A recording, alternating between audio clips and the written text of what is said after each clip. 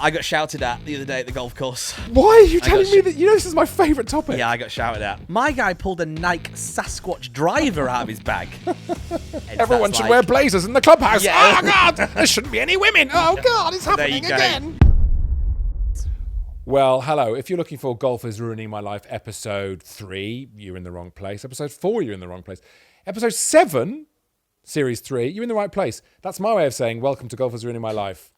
Episode 7, Series 3. You couldn't be in a better place if you're looking for Episode 7, Series 3, to be fair to you. You've really come to the right aural space. Not just an aural space anymore, also a YouTube and Instagram space. There's so many spaces we're in. All the same spaces. And these spaces are powered by our friends at Pitch in Soho, bringing you the most Soho House golf experience you could ever have. It is like that, isn't it? Oh, look, there's a famous person playing golf. Yeah. Oh, look at those wood panels. They're really but nice. in a modern way. There's 3 of them in central London. They're all brilliant. And thanks to our pals at Pitch. And, of course, as ever, Cobra Puma for looking after us. Thanks also to my friend and my coach and my soulmate, Howard, at Golf For You. I've just got back from a lesson with Howard. Right? Yeah, where is Howard based? Can I just take you through the logistics? I am slightly blurry today. I've got sort of road blur because we are recording this at Pitch in central London, and Howard is not based in central London. Yeah, you trek to go and see him, right? He's basically you go east and keep going until there's ocean. And just before there's ocean, you stop and you get out and Howard's waiting for you on a windswept beach with advice and swing thoughts. Oh, a windswept beach with advice. You've come to me, my traveller from Zone 2. This Welcome. There's a golf book that I read that's very like that. It's like a golf book about this old, I can't remember what it's called. Golf in the Kingdom. Something like that. That's very much like a weary old golf Scottish teacher, which I imagine is what Howard's like. Howard is Scottish. Yeah. Yeah. Golf in the Kingdom. You've got to read it. It's brilliant. He's not weary, but he is brilliant. Yeah, so he was just waiting for me on a windswept beach, and it was amazing. But I've now done that thing of racing back into town in my car, right, with sort of golf therapy at the far east of England. And proper, he said to me at one stage, he said the line, "You're good at golf, but you're not a golfer." Oh, what does that mean? Oh, I could pull that apart for hours. What does that mean, Howard? Hours. What does that mean? What does he mean by that? Obviously, there was a lot of context. At that point, I was crying. I was saying that I just play golf because my mother never loved me enough.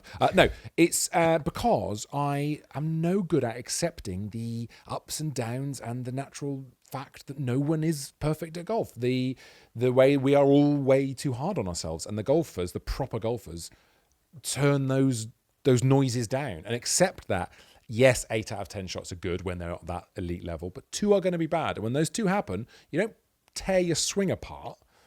You don't berate the fact you're there. You don't, gnash and sort of scream at the sky. You suck it up and you get on with it. Is there any other sport that's like this? No, that's why I'm obsessed with it. Totally. Snooker. Yeah, I could imagine snooker. There's a little bit of snooker's got this. The game is in your head as opposed to what's happening. But a game of snooker, you play against someone else. There's no other game, and correct me if I'm mistaken. Maybe running has got this, cycling has got this a bit, and there's a certain type of middle-aged man who loves cycling now. You're competing against yourself and your own times and your own performances. And that is the thing about golf, isn't it? But I like the idea of the weary and the weathered old Scottish teacher giving you advice, and it's not so much about, okay, go from outside to in or hit the inside of the ball or let's reduce that topspin or anything like that. It's nothing to do with that. It's more sage advice. Well, today was, because we've come to the end of a course of only 3 or 4 sessions with him. But those sessions have seen him completely deconstruct what I do and really go into what I do wrong technically. You're doing this when you pull away from the ball, you're turning wrong, really changing stuff. Right. And I've taken those on board and I feel like they're in my swing now, but I still feel really wobbly and mentally cluttered with 1,000 thoughts, to the point where I'm almost doing a little Rosenthal, our friend Tom Rosenthal, who's he's actually here today. He's weirdly here at Pitch before, giving truth to the Soho House vibe of this place. Oh, he is our Lord and Saviour. The Rosenthal thing, he doesn't do this anymore, but getting stuck in front of the ball, almost like this kind of paralysis of thoughts. Oh, what do I do? What do I do? And I've almost been getting to that point, but after today, I am good to go. That idea of getting caught behind the ball or the yips. It's yips. That's what it is, the yips. Yeah. My friend Chris, who's the deputy or the one just below the pro at Bolton Golf Club, he got the yips with his driver really early on, and he now has to have a trigger where he drops his body weight just before he pulls his backswing. A little bit like, is it Sam Bennett who performed really well at the Masters this year? Who was that? Yeah, was it Sam? That might not be his actual name, but you know the guy, the amateur. The best amateur. Bennett. Let's call him Bennett. He sort of had this little... Alex. I feel like it was an Alex. Anyway, you're gonna look it up now. Yeah, hold on. Oh god. Hold on. Oh jeez. You entertain them. This is what happens, isn't it? This is what happens. I think it is Sam Bennett, you know. Well, my protein's been delivered. #gains. There it is. It's just gonna be like, it's Sam Bennett, you big loser. Sam Bennett, not Alex Sam Bennett had this little trigger thing where let's just keep all that in the podcast. Fine. He just sort of drops down and gets going. But my friend Chris had this as well, and it's that idea that you have to have a trigger to get things going. Yeah. So you've put this massive mental block up, haven't you? Because there's so many thoughts, and the thoughts are just racing each other around. That you're chasing your own golf tail. Yeah. And you need an adult to come along and hit you hard across, mentally hit you hard. And that's what Howard has done. Yeah. He's got a whip. And that's what happens. No, you do need to have that mental thing that goes and just you have to get on with it. But I sort of had this perfect 9 holes of golf recently. This amazing 9 holes on a Wednesday evening. It was the day that I did well at the competition. And it's because I didn't care. Yeah. And about 5 holes in, I thought, I'm in Zen golf. Yep. I've entered Zen. Yes. I didn't care. Everything was just sort of working out. I mean, you know what my golf game's like. I was on the 6th tee. Is that the par 5? It is, yes. I was on the 6th tee, all square. Hang on. Unheard of. Level par? Level par. What? Yes. That's incredible. Yes. Not gross, not net. Gross. No, no, no handicap taken on. I just parred Also, my way those through. first few holes are really tricky. Really difficult. Wow. And I just played really calm and really relaxed, and like I played really boring. But this is what screwed me over on the second the other day when I took an 8-iron and flushed it and went through the back. Because on this Wednesday I was over clubbing everything and hitting it at 70%. So always do it. That it worked on that day. Yeah. But then as soon as I got a bit of confidence in my swing and went for it, those 70% shots became 100% shots, and I flew everything through the back. We're still at that stage of the year, though, where we're getting our measurements in, right? Especially we've both got new clubs. Thank you, Pals, that Cobra. You got new clubs. It's a new season. The balls are warming up a bit. It's all changing, and you've got to just go easy on yourself, right? Howard told me a really interesting thing about the yips, right? So he was a pro. He was on the tour, and they were doing stuff where they did like brain scans. Wow. To see what's going on in your brain, the electricity in your brain when you're about to putt, to investigate the yips.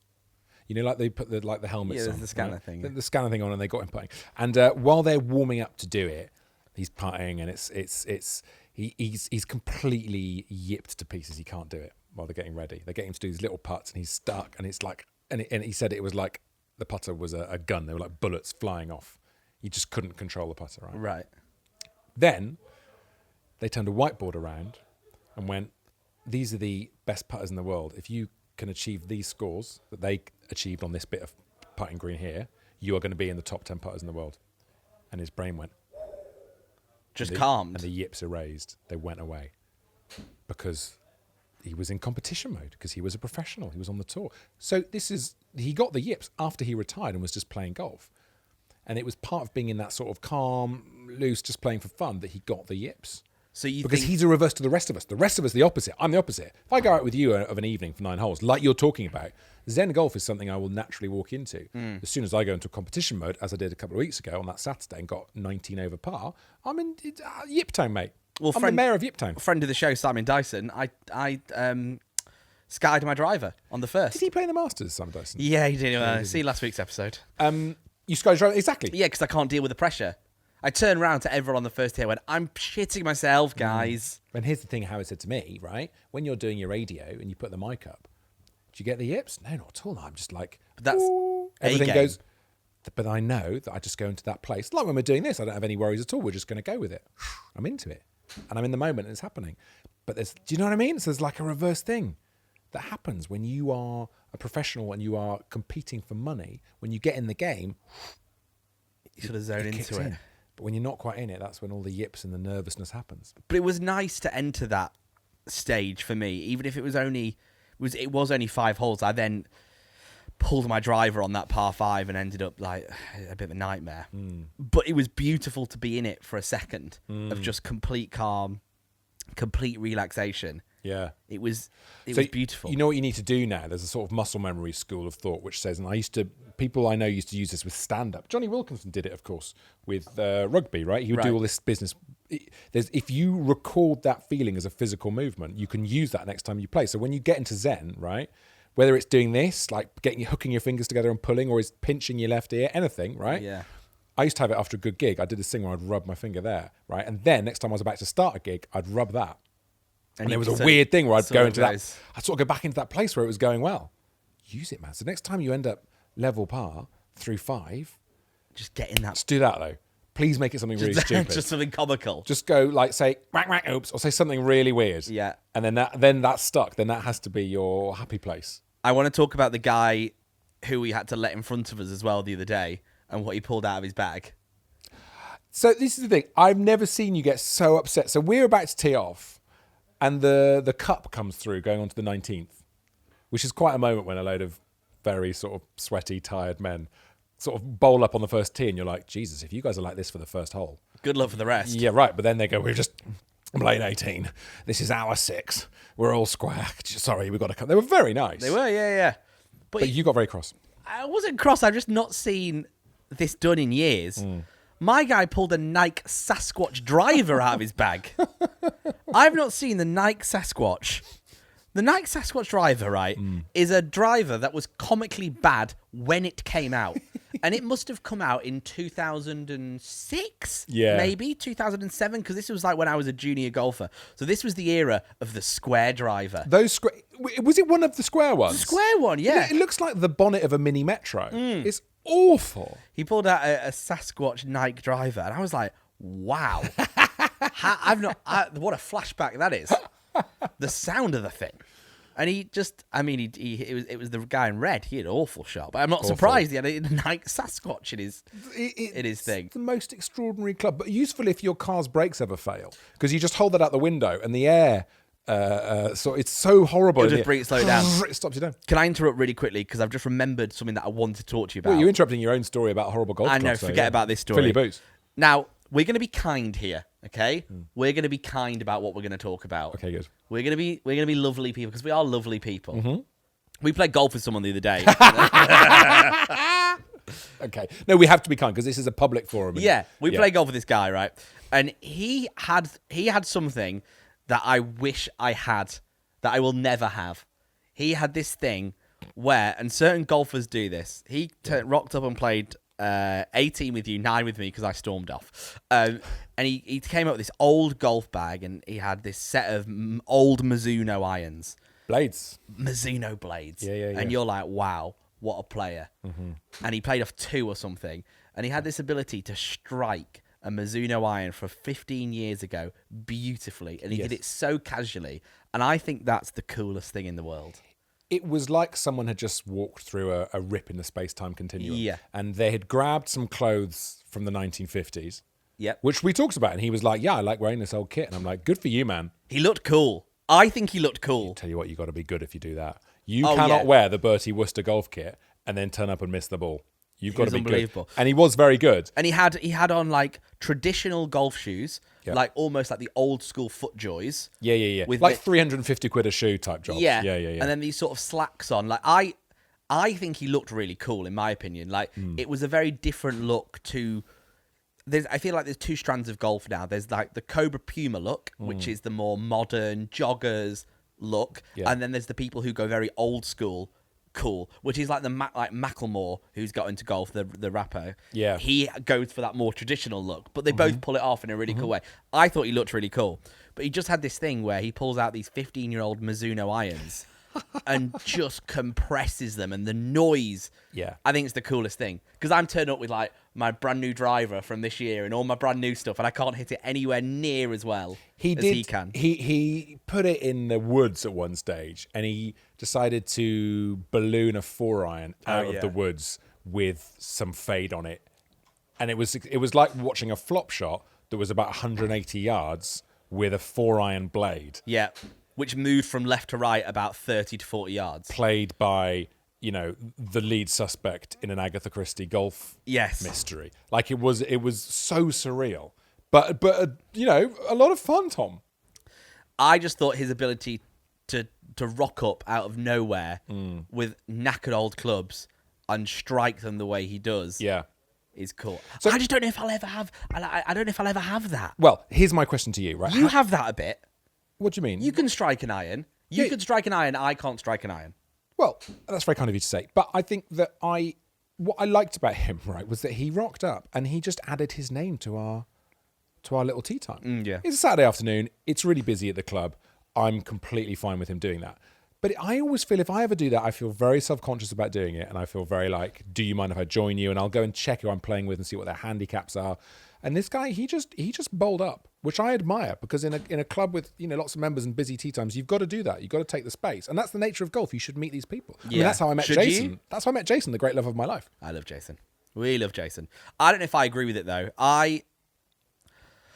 It's really difficult. But when we played golf on that Saturday afternoon, in my mind, I wanted to have this round of golf that was just me and you, and we were going to talk about the podcast probably, and maybe we were going to film some stuff on the course, and we were just going to have this thing that was very niche for you and I. Yeah. And when you add someone else into the mix of that, all of a sudden it becomes this whole other thing. And I'm just a bit uncomfortable with my afternoon. And this isn't against this guy, because this happens at this golf club all the time, our golf club. And I think it happens at loads of golf clubs.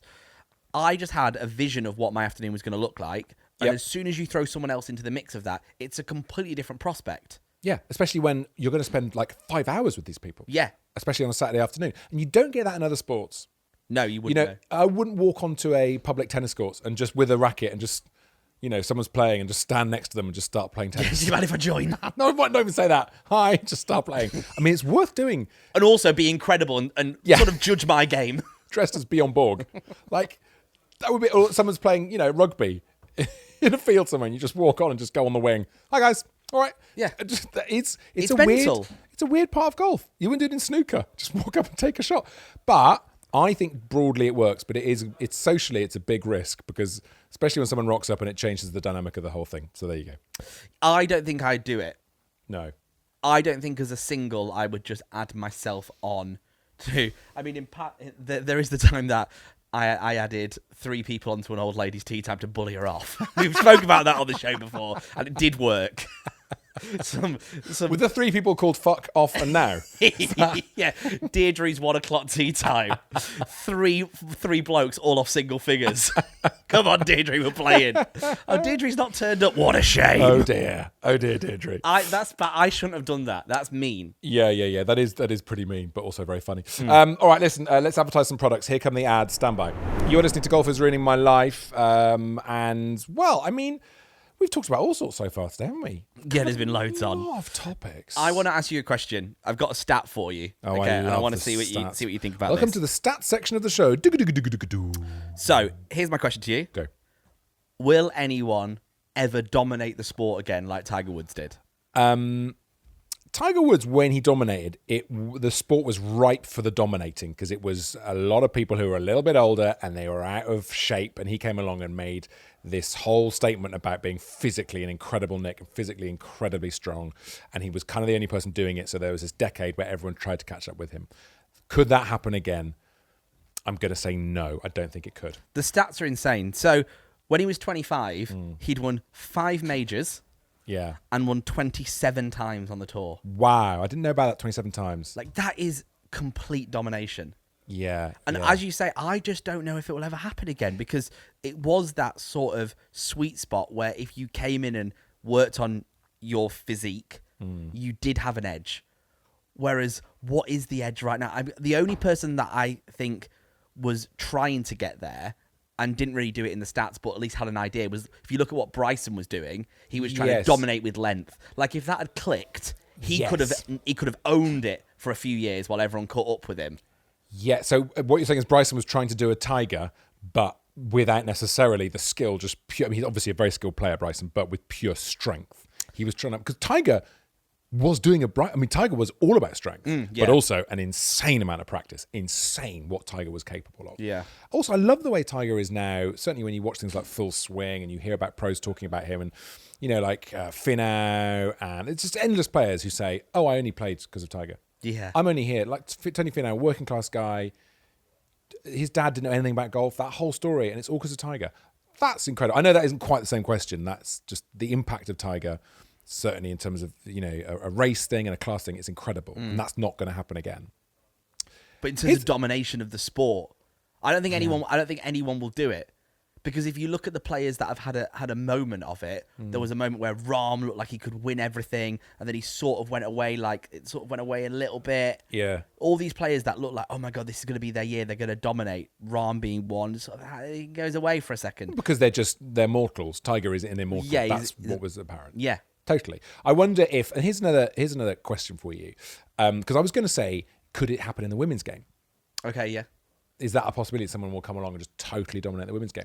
Why is there only, and correct me if I'm mistaken, one major event, and it's on the European tour, on the DP tour, where it's mixed? Why aren't there more mixed tournaments where either men and women play together in a team, or you sort out the system they do? There's the tournament on the DP tour. Yes, women golf tees that are a bit further ahead. It's a brilliant watch. Yeah, I feel like I'm now about to wade into a topic that I am sorely uneducated about. Listen, the power of being able to edit the podcast. If you hear a lot of silence now, it's because Tom and I have listened back and gone, God, that's absolute cock. Get rid of that. The only thing I think about that tournament is, if I was and I'm not, if I was a female golfer, yes, would I want to be off the same tees as the men? I think I would. Because yes. Surely for every win, and I'm pretty sure it was won by a woman last year, wasn't it? Yes, it was. Yes. Isn't there just a caveat of, well, you weren't off the same tees? And I just wouldn't want that caveat. No, I suppose not. It was weird the other day when my son was playing in his junior open day. They put these kids who are all 8, 9, 10, and there's no difference in their physiques at that age at all. That doesn't kick in until mid to late teens. And they put girls off the reds and boys off the yellows. And I'm like, can we de-gender tees, which they are now doing? They are now de-gendered, to be fair. Of course they should. They haven't done that at our place yet. It's silly. They should. If you're a beginner, reds. If you're middle, yellow. So, but I don't have an opinion on that mixed game thing. I'm just really interested, and I'll be interested to see what people say in the comments about this. Yeah. As a female professional golfer, I think I'd like to be off the same tees, so when I do win, I've won on a complete fair standing. But it's not fair because men are physically going to be stronger. Biologically, they are going to be stronger. Yes. So therefore, if you take away the element of strength and length, i.e. put the women's tees further ahead, then it comes down to skill, and then it's game on, and it's brilliant to watch. Yeah, but it's quite hard to arbitrarily... good word. Thank you. Arbitrarily do that. Yeah. Like you can't get rid of all benefits of distance and strength just by going, you're 20 yards further. Yeah, you're right. Because also being 20 yards back, okay, maybe you can lay up before those bunkers, or you can go over that corner. But is there anything it's like in the tennis, when they mixed doubles, it's just great because also women's tennis is brilliant because there isn't the brute speed of male tennis. Yeah. There is so much more placement and skill, and you're like, God, that's incredible and delicious to watch. Yeah. Like, I wish that golf could find a way of getting, because obviously there's brilliant women's golf on and you can watch women's golf, but to give it even more limelight, to put it on a major event would be amazing, right? Yeah. I remember when I played around with Sophie Walker last year, who's European Tour Pro, amazing woman, incredible golfer. Yeah. And what struck me so much was, she said to me, we were walking up the 18th, and she said, I've had the same yardage in. I think I've told this story. She was like, I've had the same yardage in all day today. And it was maybe like 150 yards. And I said, oh, is that an 8-iron for you? Thinking you're a professional, you probably hit it far further than I do. She was like, no. That's like a 6-iron, right? Wow. Okay. And so not only was she having to take a 6 for those yards, she was also putting it 3 foot next to the flag. Jeez. I'm like, that's incorrect. To have that accuracy with a 6-iron is insane. Is absolutely insane. And she whipped me up and down that golf course all day. Yeah. But also points to something which women will be familiar with, which is to be as good as men, you have to work that much harder. Yes. Because the system is rigged against you. Yeah. So they need to try and de-rig it, and it would be good. That's why I would love to talk to more professional women's golfers to know where they stand on if they would like the tees to be the same level, so you lose that asterisk of it wasn't the same thing. Well, also, considering we were both uncomfortable having this conversation, I think we did quite well. I want to be sick. I like it when we get serious. All right, fine. That's that slightly thorny topic, but not thorny. It's interesting, and we'll get some. What we should really do is get some female guests on soon. But that's going to happen, right? Well, you play golf with someone very exciting Mia recently. Baker.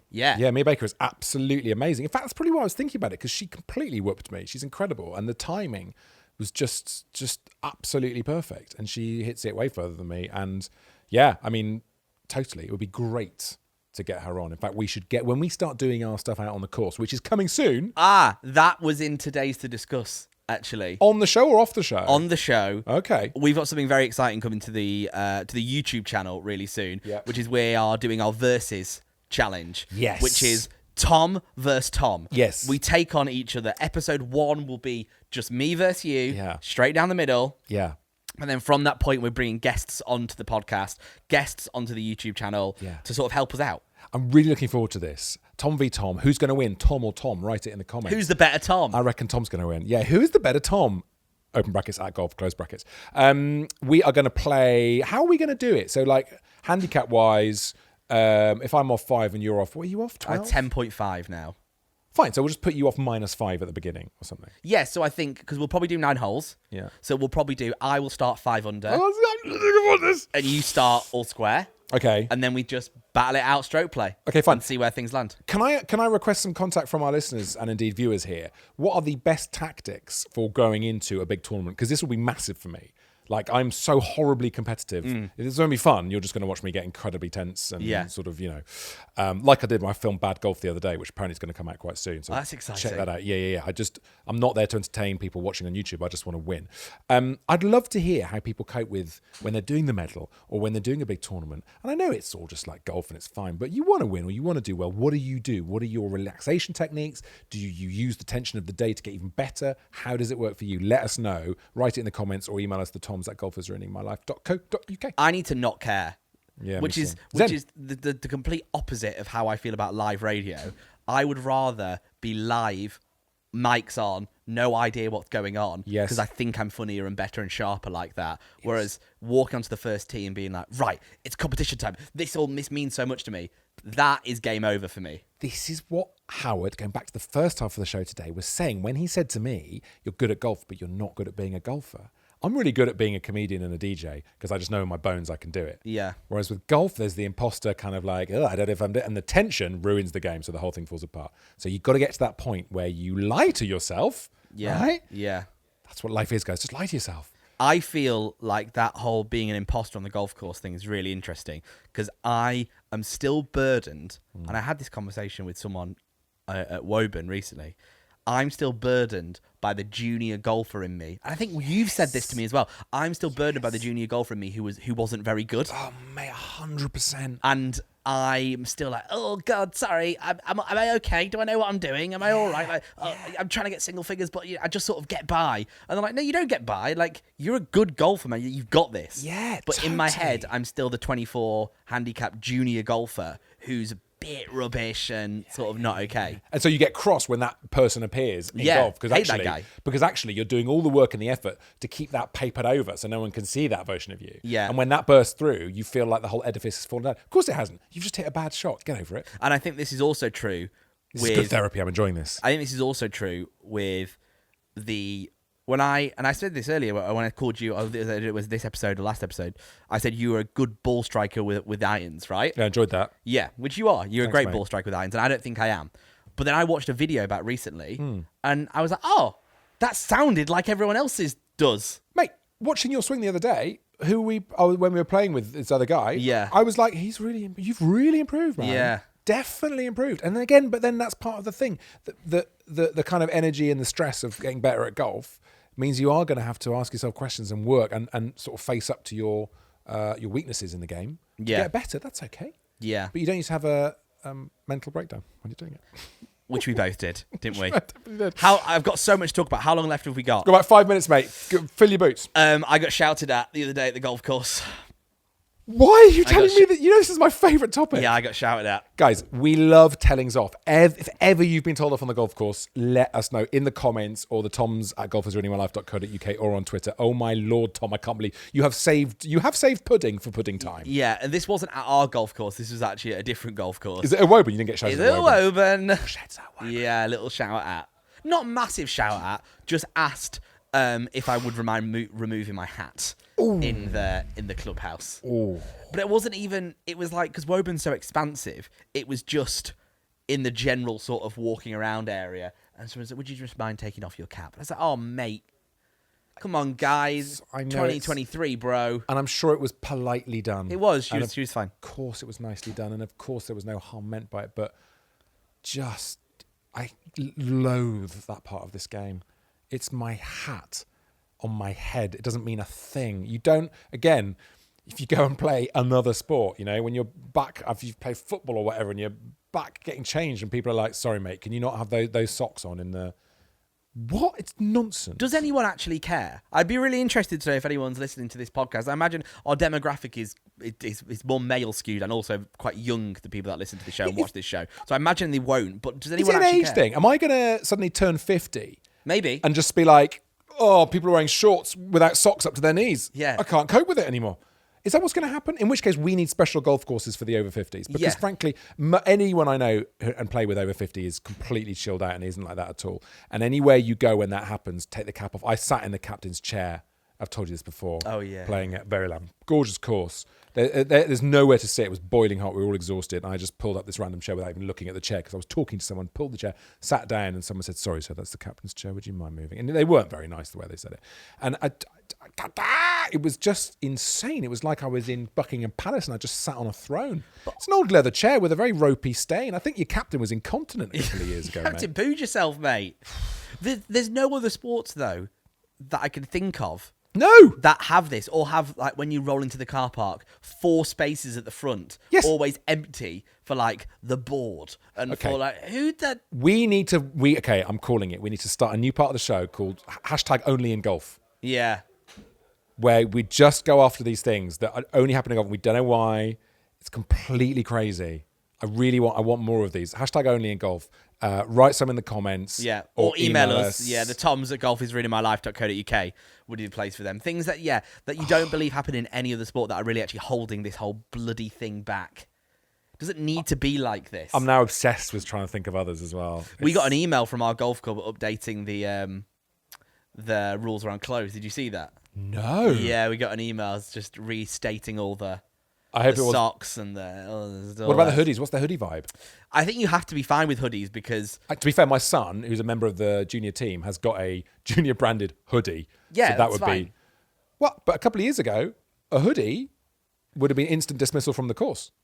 Yeah. So, change happens. Yeah, and our course does sometimes... God, I'm now going to go the bloody other way now, but there are some times on our course where you see people and you're like, what are you wearing? Like, you can't wear that. Like people... You 50-year-old man. Unbelievable. Is he wearing a football strip over there? You can't wear football strips on golf course. Well... Would you want that? Would you want someone playing golf in a football top? You've really got into... Would you actually want that? Absolutely most delicate... Would you want someone going up the first with like an Arsenal top on? But the problem here, Tom, is that there's 2 parts of me now, right? There's the part of me that just adores the game and I want everyone to play golf no matter what they're wearing. And then there's the part of me that secretly, and as I get towards 50, which is still years off, thinks I could see me getting crossed by that sort of thing. I'm going to have to be honest. No, I don't want people wearing football kits on golf courses. Oh, God, I hate myself. But this is the problem now, isn't it? We've all got this line. We've all got this line in our own heads. Everyone should wear blazers in the clubhouse. Yeah. Oh, God, there shouldn't be any women. Oh, God, it's happening again. You've done it.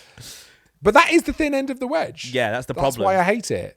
You can't be... Well, if you're going to make the argument of, okay, people should be allowed to wear hats, and people can wear hoodies, then you have to follow that logic all the way to the natural conclusion, which is you can wear what you want on a golf course, and neither of us are willing to do that. We're just as hypocritical as anyone. There was a thing a few years ago at our golf course, and we need to finish soon, mate. There was a thing a few years ago at our golf course where they did like a Mad May thing where you could pay £100 and you could play as much as you like over May, no matter who you were. Yeah, Dennis told me about this. Yeah, and it was like there had been an invasion on the course. You sort of turn up and there's just like t-shirts and jeans and trainers everywhere. Yeah, right? And I was shocked. It happened when I was like 30, and I remember getting out of the car and just going, what's happened to my course? And I felt that, and then I had sort of this conflict of, no, this is amazing. All these people are playing golf. I love it. Yeah. But at the same time, horror. Anyway, it hasn't happened since. Thank God. Thank God.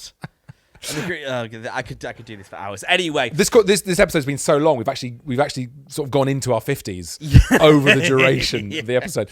This is Golf Has Ruined My Life. Thank you so much for listening. Yes. Thank you for subscribing if you have done on YouTube. If you haven't, give us a subscribe. We've always got loads of content heading your way. We're going to be out on the course very soon as well. Yeah, the Versus series coming. More guests on the podcast, so you get more exclusive stuff. Go and subscribe to the YouTube. Subscribe. Go and follow on TikTok and Instagram. It's all there for you. Yeah, good. All right, have a good one. All the best. Kind regards. Bye.